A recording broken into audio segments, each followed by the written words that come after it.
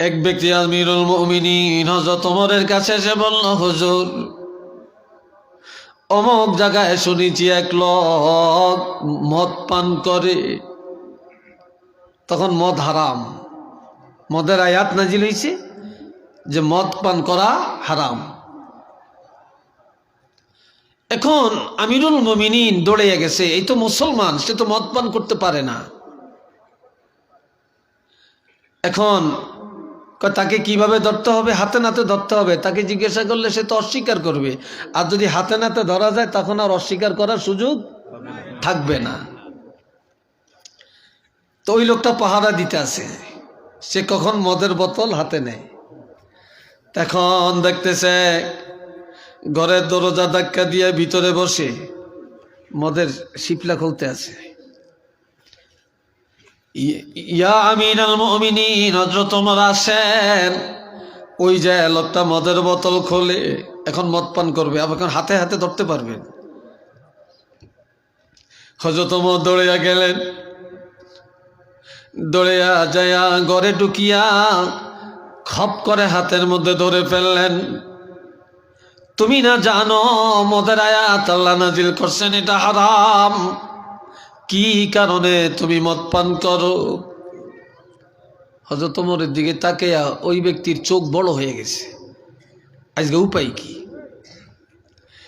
এখন সে তাৎক্ষণিকভাবে হযরত ওমরকে বলে, হুজুর, আপনার জীবনে আমার কয়টা অন্যায় আপনার চোখে ধরা পড়ছে?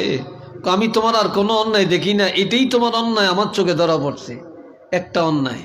কয় তাহলে হুজুর, আমি একটা সাধারণ মানুষ, আমার একটা অন্যায় আপনার চোখে ধরা পড়ছে, আর এই মুহূর্তে আপনি তো একজন রাষ্ট্রপ্রধান হইয়া 3টা অপরাধ করছেন। কয়টা? হযরত ওমর তো এটা শুনে আরো আশ্চর্য, কিরে আমি 3টা অপরাধ করছি, তাহলে আমি 3টা অপরাধকারী, একটা অপরাধ তো ধরতামই পারি না। কি কথা ঠিক কিনা? যে তার অপরাধ একটা, হ্যাঁ আমি অপরাধী কিভাবে বলি, আমার মধ্যেই তো 3টা। এবার বলে, বাবা বলো তো আমার অপরাধ 3টা কি? এখন সে বলে, হুজুর, 1 নম্বরের অপরাধ, এক মুসলমান আর এক মুসলমানের দোষ খোঁজা জায়েজ নাই, আপনি আমার দোষ খুঁজেন। আপনি আমার কি? আমার দোষ তালাশ করলেন। 2 নম্বরে, একজন আর একজনের ঘরে প্রবেশ করতে অনুমতি লাগে, আপনি আমার অনুমতি নেন না। কি কথা ঠিক কিনা? লা তাদখুলু বুয়ুতান গায়রা বুয়ুতিকুম হাত্তা তাস্তানিসু ওয়া তুসাল্লিমু আলা আহলিহা যালিকুম খায়রুল লাকুম লাআল্লাকুম তাযাক্কারুন। আমার আল্লাহ বলেন, ও ঈমানদারেরা, তোমরা অন্যের ঘরে যাও না, যাওয়া নিষেধ করি না, যাইতে পারবা অনুমতি সাপেক্ষে, সালামের বিনিময়ে। সুবহানাল্লাহ কইতেন না? অনুমতি পাইলে আর সালামের বিনিময়ে হলে যাইতে পারবা, এছাড়া কেউ কারো ঘরে প্রবেশ করা যাবে না। তা আপনি তো আমার ঘরে আসছেন, আপনি অনুমতি নেন না, আরেকদিকে আপনি আমারে সালাম দেন না। কি দেন না? সালাম দেন না। হযরত ওমর কয়, কথা তো ঠিক, আমার 3টা অপরাধ। তিনি আর তাকে কিছু বললেন না। যার 3টা অপরাধ, সে একটা অপরাধের বিচার কেমনে করে? ঠিক নেই। আর আমরা অন্যের অপরাধের চিন্তা করি, অন্যের অপরাধ নিয়ে সমালোচনা করি, কিন্তু আমার মধ্যে কয়টা অপরাধ এটা কোনোদিন চিন্তা করি না। ঠিক কিনা? আমি কত নম্বরের অপরাধী এটা কেউ ইয়াত্তাও করি না। কিছুদিন পর ওই লোকটা হযরত ওমরের কাছে এসে বলে, হযরত ওমর, সেদিন আপনার 3টা ভুল ধরলাম, আর আপনি যে আমার একটা ভুল ধরলেন, সেদিন থেকে আমি খুব ভয়ের মধ্যে। তবে আপনি জেনে রাখবেন, যেদিন আপনি আমার হাতে ধরেছেন সেদিন থেকে এই পর্যন্ত মদের বোতল হাতে নেই না। আমি তওবা করেছি, জীবনে আর মদ পান করব না। হযরত ওমর বললেন, তুমি যখন আমার ভুল ধরলা সেদিন থেকে আমিও সিদ্ধান্ত নিলাম এমন ভুল আমার জীবনে করব না। এটা চিল্লিয়ে বলেন না মারহাবা।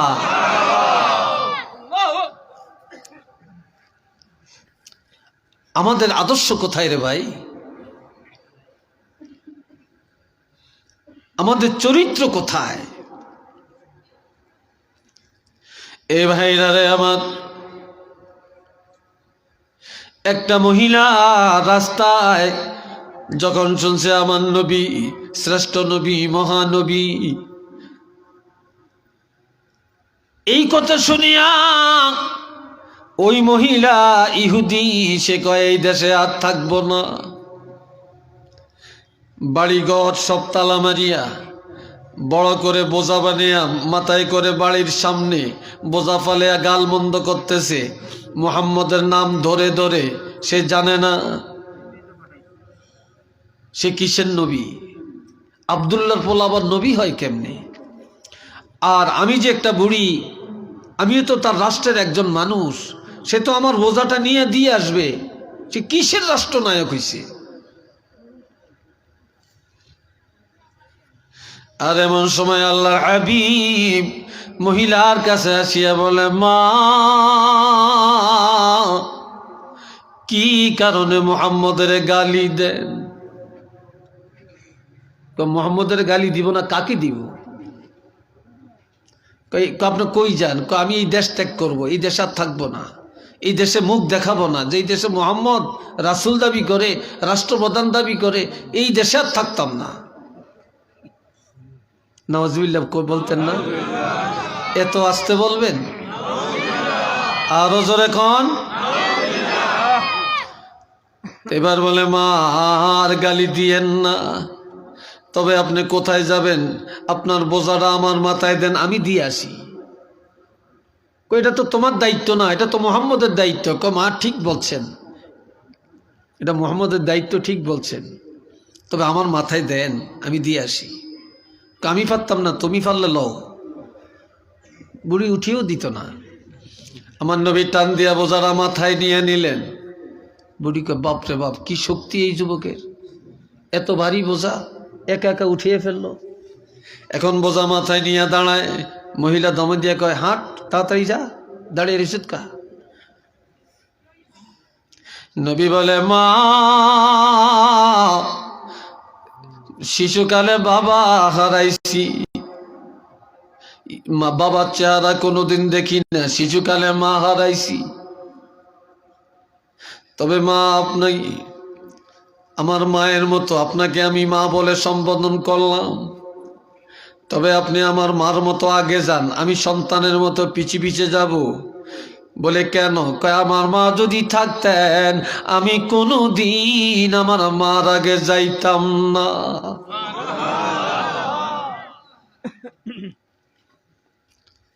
তো বুড়ি কয়, তুমি তো রাস্তা চিনতা না। কয়, চিনবো, আপনি পিছনে থেকে ডাইন বাম বলে দিবেন, আমি সেইভাবে চলবো। ভাই কে আছেন? একটু পানি দিয়ে না আমাকে, একটু পানি দিয়ে না। আচ্ছা ঠিক আছে। এ ভাইরা, কি সমস্যা আপনাদের? এই সময় নবী বোঝা মাথায় করে যাচ্ছে। কিছু তো যে বলে, তুমি একটু দাঁড়াও। নবীজির মাথায় বোঝা। ইহুদি মহিলা বলে, একটু দাঁড়াও। দাঁড়াইছে। কয়, তোমার কাছে আমার একটা আবদার রাখবানি? কয়, বলে, কি আবদার? কয়, আমার অনেক টাকা, অনেক বাড়ি, অনেক জমি, আমার সম্পদের অভাব নেই। তুমি যদি আমার কথাটা পালন করো, আমার বাড়ি ঘর, টাকা পয়সা, জায়গা জমি সব তোমার নামে লিখে দিব। কয়, কি আবদার? কয়, যে মুহাম্মদ রাষ্ট্রপ্রধান দাবি করে, যে মুহাম্মদ রাসূলুল্লাহ দাবি করে, বাপদাদার ধর্মে চুনকালি লাগাইয়া নতুন এক আল্লাহর কথা বলে, মুহাম্মদ রাসূল এই দাওয়াত দেয়, ওই মুহাম্মদের কতল করিয়া খবরটা যদি আমাকে দিতে পারো, আমার সবগুলি সম্পদ তোমাকে দান করে দিব। নাউজুবিল্লাহ, কোন না রে ভাই? এখন বুড়ি কয় কোরবানি কাজটা কোরবানি, আমি জানি তোমার বুদ্ধি ভালো, শক্তি ভালো, তুমি পারবা। নবী চোখে পানি চলে আসছে, নবীকে দেখে বলে, মা বোঝাটা কোথায় নিবেন গো, মা নিয়ে যান, বোঝা ফেলে দেই, এরপরে সিদ্ধান্ত নিব কি করা যায়। জায়গা মতো যে বোঝা ফেলে দেয়, বলে মা চলে যাই, ভুল হলে মাফ করে দেন।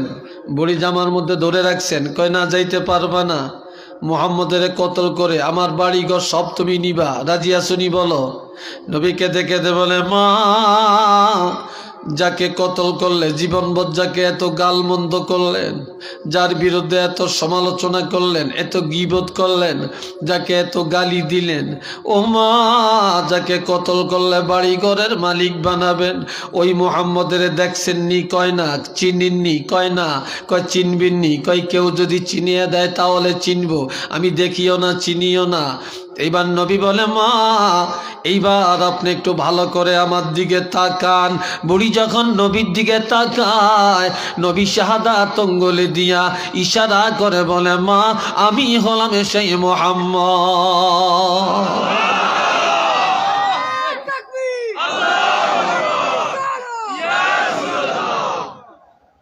বুড়িকে তাই, হায় হায় হায়, তুমি সেই মুহাম্মদ? তোমার বিরুদ্ধে মানুষ এত আলোচনা, এত সমালোচনা, এত মিথ্যা প্রচার। শেষের সাথে সাথে বুড়ি বলে, বাবা ভুল করেছি, মাফ করে দাও, তুমি সত্য, তুমি মুহাম্মদ রাসূল, এটাই বাস্তব, তোমার ধর্মই সত্য, তবে আমি এতদিন মিথ্যার মধ্যে ছিলাম, এখনই পড়িয়া দাও লা ইলাহা ইল্লাল্লাহু মুহাম্মাদুর রাসূলুল্লাহ। সিল্লিয়া বলেন একবার আলহামদুলিল্লাহ। আজ আমাদের মুসলমানের আচার আচরণ দেখলে অমুসলিমরা ঘৃণা করে আমাদেরকে, আর অথচ মুসলমানের আদর্শ, মুসলমানের চরিত্র, মুসলমানের আচার আচরণ দেখে অমুসলিমরা আরো ইসলামের দিকে আসবে, তারা মুসলমান হবে। এখন সেটা নাই, এখন সেটা নাই।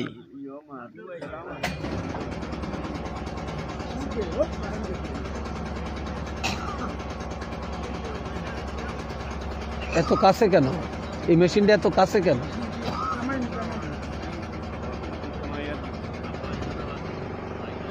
আল্লাহ,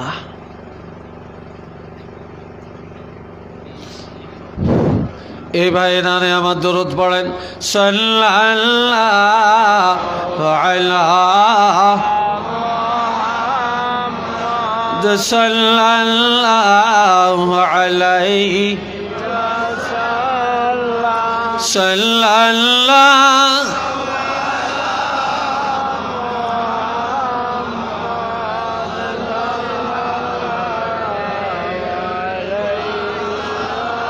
জোরে জোরে সাল্লাল্লাহু আলাইহি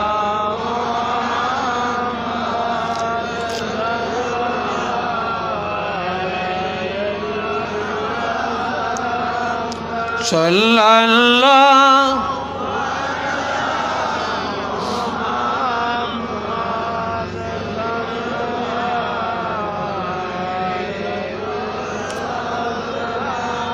لا يمكن الثناء كما كان حقه بعد خدا بزرگ توئی قصہ مختصر صلی اللہ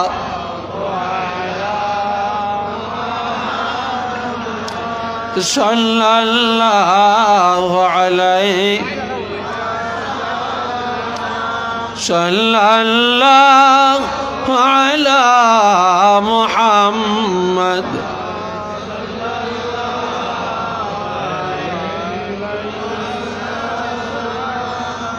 বাতিগুলা দিতে পারে না? বাতিগুলা সবাই বলেন আলহামদুলিল্লাহ।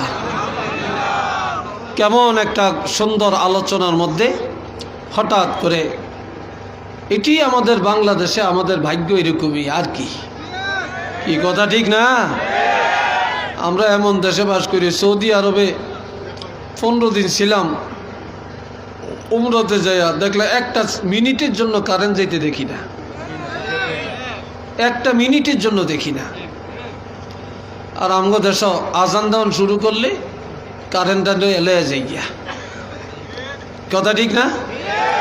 আজানের মাঝখানে লয়ে যাই গিয়া, নামাজের মাঝখানে নিয়ে যায়, ওয়াজের মাঝখানে নিয়ে যায়। আল্লাহ হেরাও বুঝে কোন সময় নিলে। আর অধিকাংশ বিদ্যুৎ অফিসে চাকরি করে, অধিকাংশ এই মার্কা বিদ্যুৎ অফিসে যতটি চাকরি করে ব্যক্তি নিল এই নাস্তিক মার্কা, নাস্তিক নাস্তিক। কি ভাই কথা ঠিক না? এটি না আমগো বালা চাইব কইতে, বালা তো বুঝি না। আল্লাহ আসেননি সবাই না? 2-1 উঠে গেছেন গিয়া, অন্ধকারে আসেননি? সব আছেন? মাশাআল্লাহ। সবাই একবার উচ্চ আওয়াজে বলেন আলহামদুলিল্লাহ। তাহলে দেখেন নবীর আদর্শটা কি, নবীর আদর্শের মধ্যে কি আছে। এই জন্য আমার আল্লাহ বলেন, আল্লাহ লাকাদ কানা লাকুম ফি রাসূলিল্লাহি উসওয়াতুন হাসানা। অবশ্যই আল্লাহর হাবিবের জিন্দিগির মধ্যে তোমাদের জন্য একটি উত্তম আদর্শ আছে। আমার নবী আমাদের জন্য মডেল, কাজে নবীর পুরা জিন্দিগির মধ্যে আমাদের জন্য আদর্শ রয়েছে। একটু চিল্লে বলেন না মারহাবা। আর একবার কোন আলহামদুলিল্লাহ। আমার নবী বলেন, ক্বালা রাসূলুল্লাহি সাল্লাল্লাহু আলাইহি ওয়াসাল্লাম, মান কানা ইউমিনু বিল্লাহি ওয়াল ইয়াউমিল আখির ফালিয়ুকরিম জারাহু ওয়া যায়ফাহু।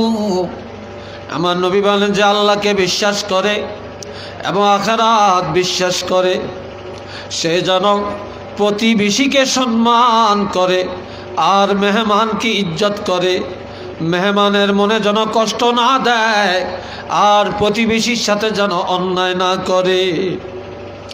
যে প্রতিবেশীর কাছে ভালো সে আল্লাহর কাছে ভালো, আর যে মেহমানের কাছে ভালো সে আল্লাহর কাছেও ভালো। একটু চিল্লে বলেন না সুবহানাল্লাহ। একদিন এক ইহুদি মেহমান আমার নবীর বাড়িতে আসছেন। ইহুদি মেহমান আল্লাহ আসছে, আর এখন রাত্রে খাওয়াইয়া ইহুদিরে শোয়া রাখছে। সকালবেলায় যাই আমার নবী ইহুদিরে ডাক দিয়া বলে, ইহুদিরে রাত্রে তোমার কোনো কষ্ট হয়েছে কিনা? কোনো কষ্ট হয়েছে কিনা? রাত্রে তুমি কিভাবে ছিলা খবর নিতে পারি না। ইহুদি বলে, হায় হায় নবী এত চমৎকার এমন আদর্শ, আমি ইহুদি আমার এত সুন্দর করে খাওয়াইলো, এত চমৎকারভাবে সম্মান করলো, সম্মানের জায়গায় আমাকে রাখলো, সকালবেলায় আসি আবার আমার খোঁজ খবর নেয়। তখন ওই ইহুদি খুশি হইয়া কলমা পড়িয়া ইমানদার হইয়া যায়। এটা চিল্লিয়া কন্যা ভাই মারহাবা। হ্যাঁ, চিনি ছাড়া।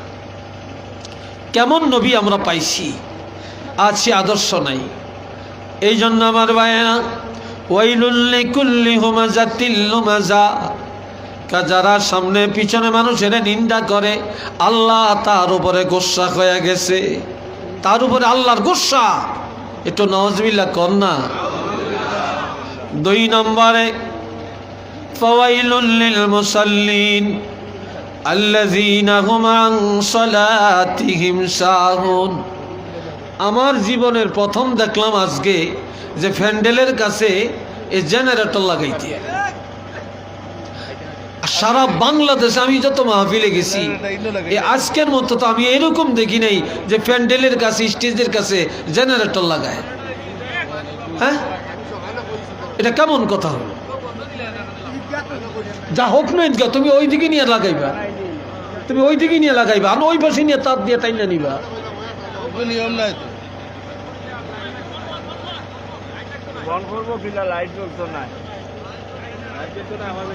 আল্লাহ,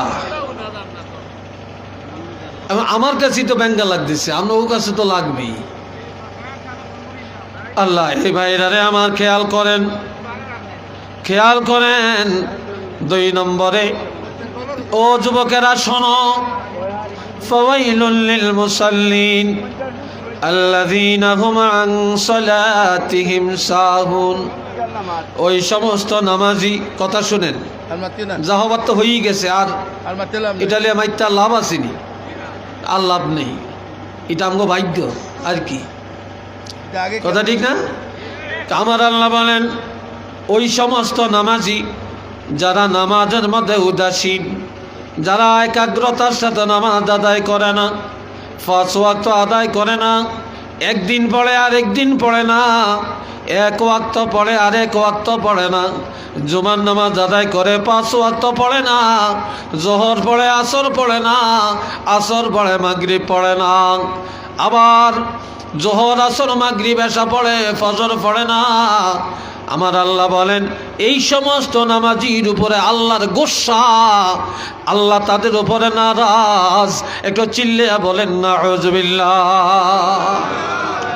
এমন জাতীয় নামাজি আমাদের সমাজে আছে কি নাই? কি বলেন, আছে কি না? আছে না? এমন নামাজির অভাব নাই, মনে চাইলে পড়ে, মনে চাইলে পড়ে না। এমনকি কোনো কারণে যদি কারো নামাজ কাজা হয়ে গেছে, এই কাজা নামাজটা আদায় করতে হবে, এটাও মুসলমান মনে রাখে না, কথা ঠিক না? এই কথাটাও সে মনে রাখে না। আল্লাহ এটা মনে রাখে না। 3 নম্বরে, আল্লাহ, ওয়াইলুল লিল মুতাফফিফিনা আল্লাযীনা ইযা ইক্তালু আলান নাসি ইস্তাওফুন ওয়া ইযা কালুহুম আও ওয়াজানুহুম ইখসিরুন। ওই সমস্ত ব্যবসায়ী যারা ওজনের মধ্যে